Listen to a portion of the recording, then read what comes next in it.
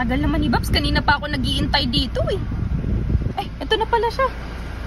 Eh, ba't ganun? Parang may dalang sapatos. Babs, ano yun? May sapatos na dala. Babs, ano yan? Ano yan?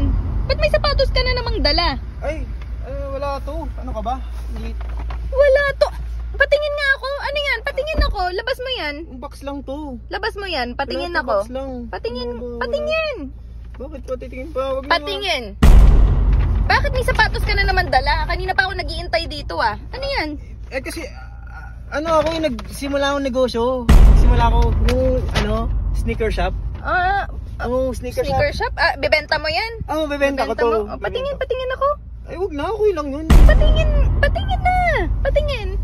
Titignan Tingnan ko kung maganda pambenta eh. Titignan mo kung maganda. Ayan, tingnan natin kung maganda. Syempre. Ayan, maganda to. Ako may pili nito eh. Patingin. Pambenta ko to eh. Pabukas. Saka na. Ay, ang ganda nga. Ganda niya na. Diba? Ay, ang ganda niya. Ito yung sapatos ni Kyrie. Oo, ang ganda. Ito yung pogi, diba? Ay, ang ganda. Ganda. Bebenta ko to eh. Ba't ganun? Anong ganun? Bakit yung size mo yan eh?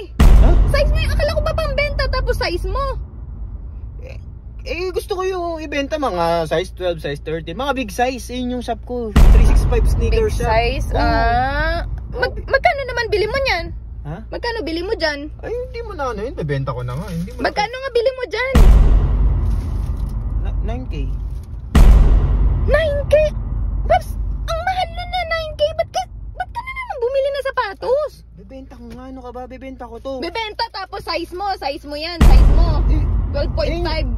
Yun yung tema ng shop ko eh. Mga malaking size. Malaki size lang pa ako. Kasalanan ko ba? Kasalanan niya to. Kasalanan yung ganyan size niya. Bebenta ko nga to. Bebenta mo ah. Oo. Sigurado ka ah. Oo. Bebenta mo ah. Bebenta ko din. 9.5. 9.5. Parang lugi ka naman dun. 500 lang? Kumita naman 500? Pero ang ganda, di ba? Ang ganda. Maganda. Diba? Ang ganda Pogi, nga tingnan mo naman yung itsura niyan. Ganda nga Postura yan, di ba? Ang angas, ganda. ang pogi, di ba? Kumikinang talaga. Ganda. Di ba? Ganda ang pogi, kaya bibenta ko to. Ano ko ba? Bibenta mo 500 lang? Sige. Pero muna? Gamitin ko muna. Gamitin? Akala ko ba ibebenta? Hindi, syempre para pagka tinanong ako nung buyer kung okay ba yan, masasabi ko kung ano yung pakiramdam, di ba? Bibenta ko. Parang gumagawa ka na lang ng paraan na. Hindi kasi bibenta ko, pre-love.